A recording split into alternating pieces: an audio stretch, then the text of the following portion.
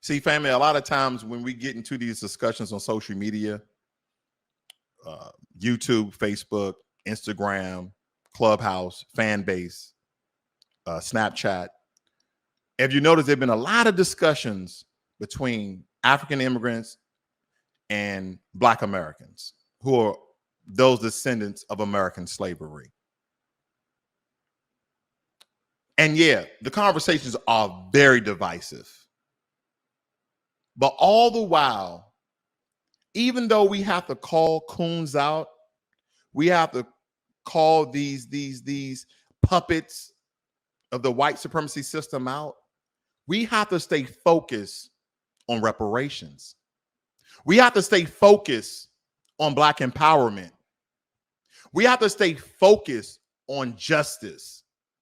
Have you noticed that there's this new wave that city and state governments are no longer giving Black people the bag when one of their race soldiers killed one of our kids, men or women? Have you noticed that? There's been plenty of cases coming out here where they are blocking so-called quote unquote restitution, reparations to the families who have lost a loved one or themselves have been hurt by a race soldier. They're no longer giving up the bag. Shout out to Benjamin Crump. You know why? We've allowed them to kill us, to beat us, to falsely imprison us as long as they give us money in the end. Whereas though we should have been refusing the money in some cases and asking and fighting for justice, for those race soldiers to be punished. Because when they go and get that bag, family, when they cut them that check, whether it be $500,000 to $5 million, what are they signing behind closed doors? They're signing a NDA, a non-disclosure agreement, meaning once you sign this and you get your check, no longer speak about this publicly to no news agencies, no journals, no studies, no research. You can't say anything what the public don't already know. How we get thwarted, we get our arguments deflected because everything else is going on in the world. And some people will constitute this as white on white crime. This is white supremacy, plain and simple. Like some people, like someone stated here, this is about, Russia trying to essentially assume Ukraine's military capabilities. I would like to believe that Russia's trying to form the Soviet Union of old. And to bring more context to this, I won't get into the countries that was part of the Soviet Union, but what I will do is look up the countries of NATO.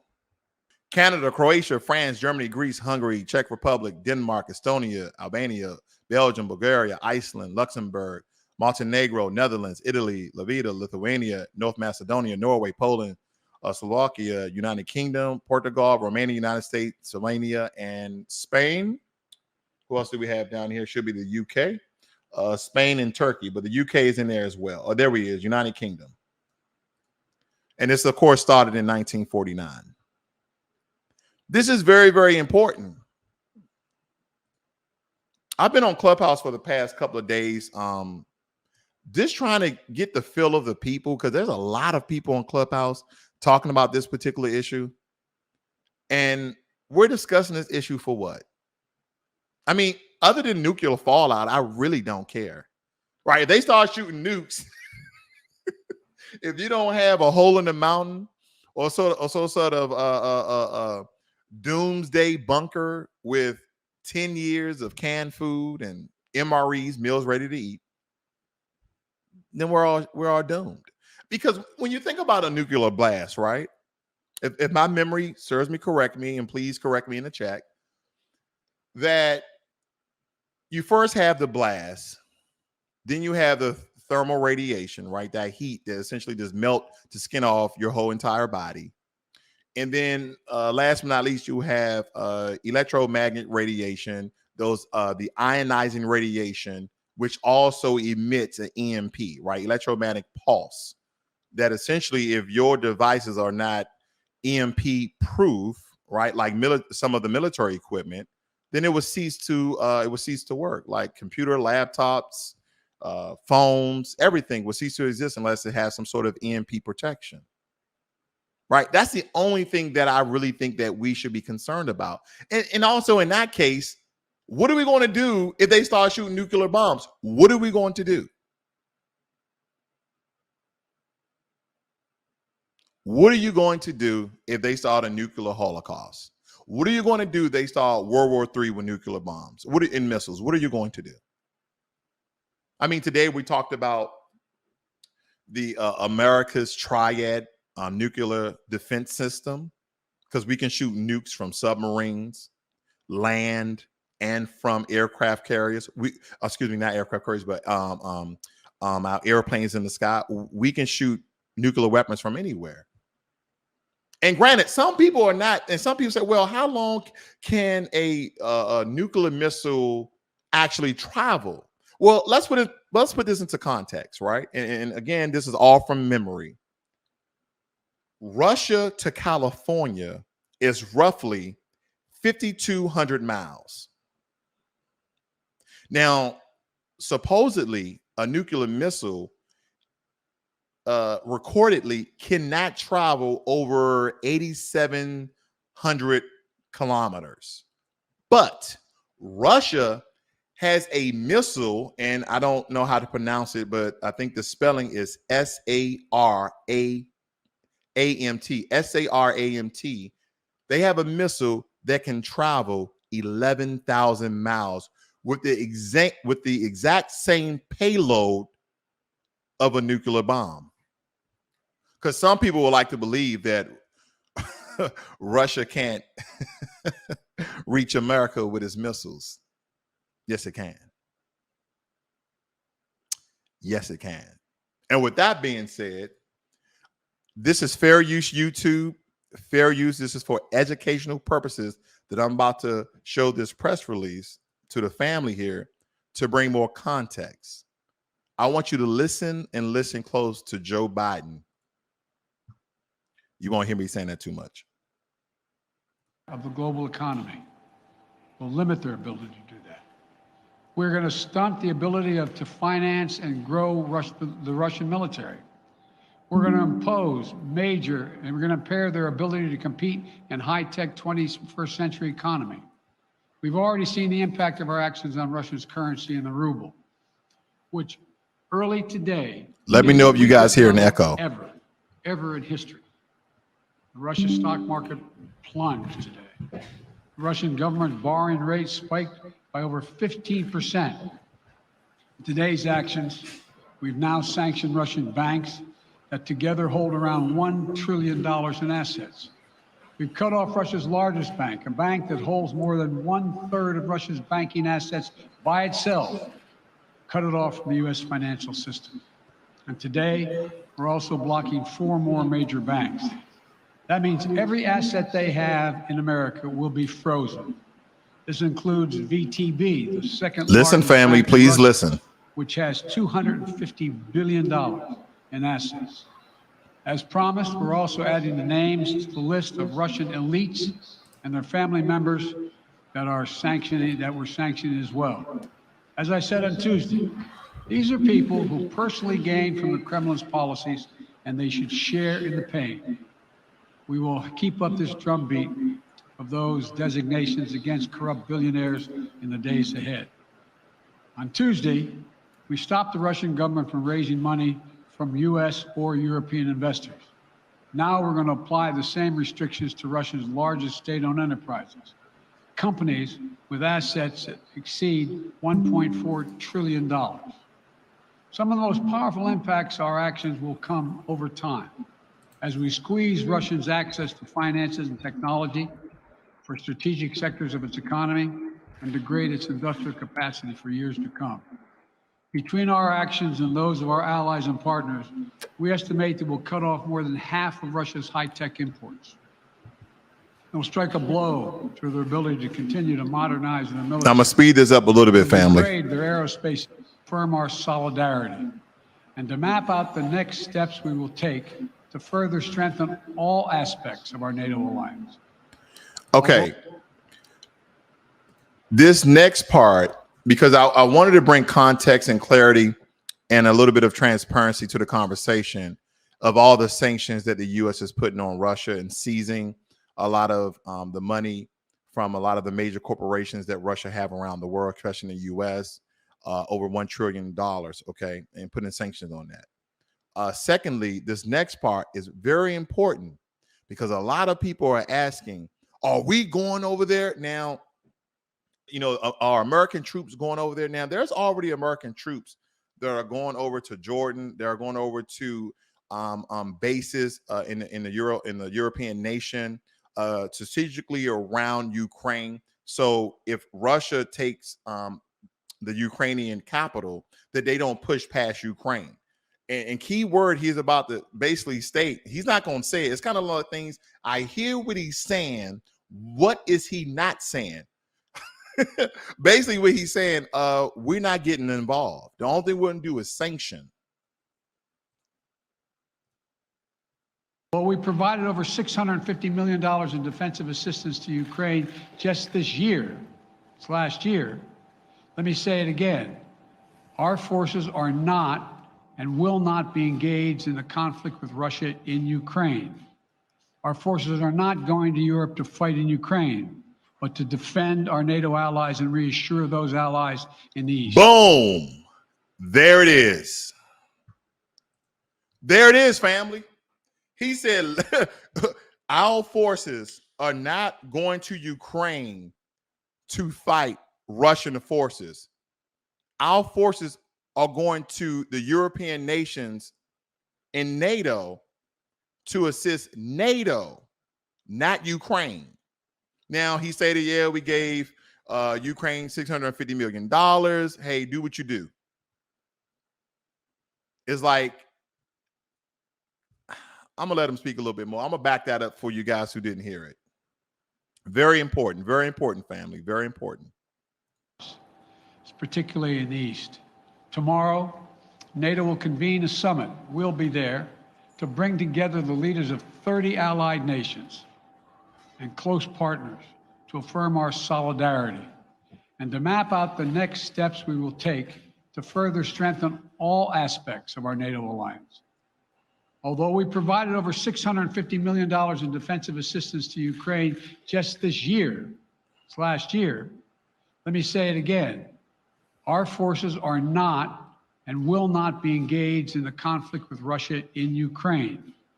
Our forces are not going to Europe to fight in Ukraine, but to defend our NATO allies and reassure those allies in the East.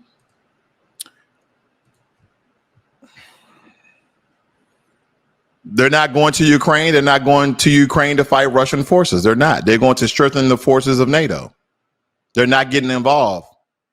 It's amazing to me how Americans can give countries $650 million and, you know, Foundation of Black Americans, Descendant of Slaves, the only thing we need is approximately $425,000 for reparations. I mean, I'll take that as a down payment.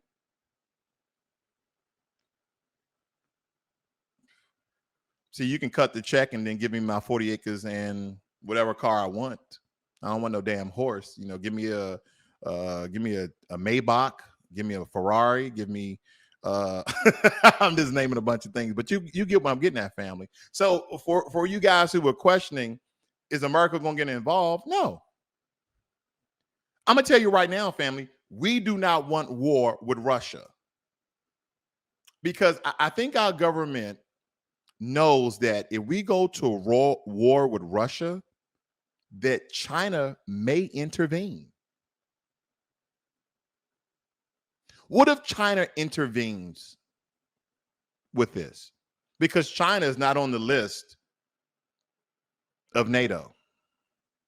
What if Vladimir Putin calls up the president of China and say, hey, man, we need 100,000 troops so we can take over Ukraine. And, we'll let you have 100,000 tons of whatever resources you want just for your support. Is America going to put sanctions on China? I mean, we know Donald Trump did some remnants of putting sanctions on China. But at the end of the day, everything in your damn house is made by China. Everything. Made in China. Logitech mouse. Made in China. That was Taiwan. That's why Chinese won Taiwan. Your phone and all of its hardware made in China. Maybe Google or Samsung and Apple just put in their own chip, but essentially everything you have, that light, that wall, made in China. We don't want to go to war with Russia, and we don't want to go to war with China. And we definitely don't want to go to war with Russia and China. And the only reason why this is occurring is because of world dominance, of white supremacy in that region. And Vladimir Putin, people are calling him crazy. And no, Vladimir Putin ain't crazy. He ain't crazy, family. He knows that Ukraine is not part of NATO and they don't have no military support from NATO. The best thing that the Ukrainians can do is ask for support and assistance from the United Nations. That's the best thing they can do.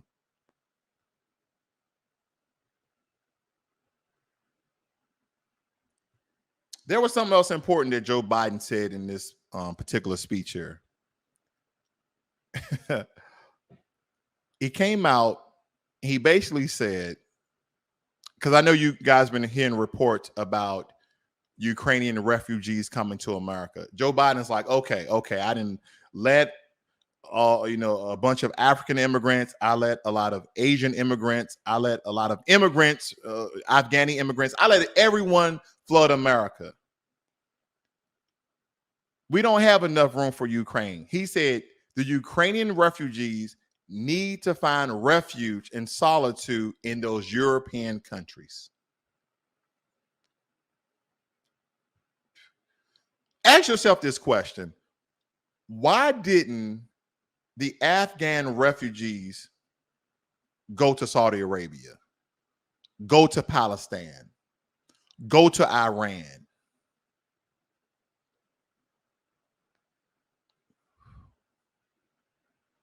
Why didn't they go there? Ladies and gentlemen, here this evening, I just asked a bunch of questions and I put out a lot of statements because I don't want to allude to anything. Of course, I have my own biases. I have my own perspective. But I just want you to kind of look at this thing the way that I'm looking at it. Maybe you have, maybe you haven't.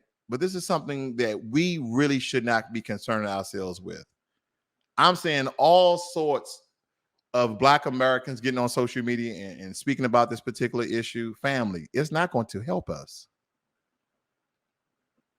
I get it. You saw people that look like you in Ukraine. Do you think there were any foundational Black Americans in Ukraine? You might have your onesies and twosies, right? Yeah.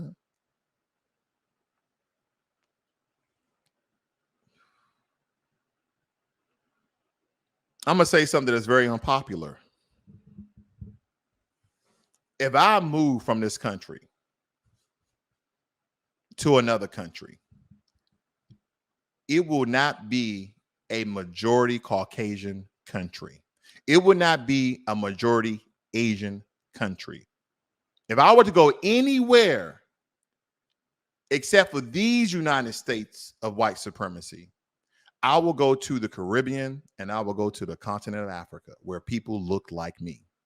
I'm not going to being a minority and being under the system of white supremacy to go into another country being the minority under the system of white supremacy. If I'm going to stay under the system of white supremacy, which is worldwide, I at least want to be people who look like you and I. I at least want to be with them, God damn it. I'm not going to Portugal. I'm not going to Italy. I'm not going to France. I'm not going to England. I'm not going to China. I'm not going to Korea. I'm not going to Japan. I'm not going to live in any other country except these United States of white supremacy. If I leave here, which I have no plan to as of yet, I will be going to countries and islands that the majority of the people look like you and I. And if you're of a different shade, then people who look like me.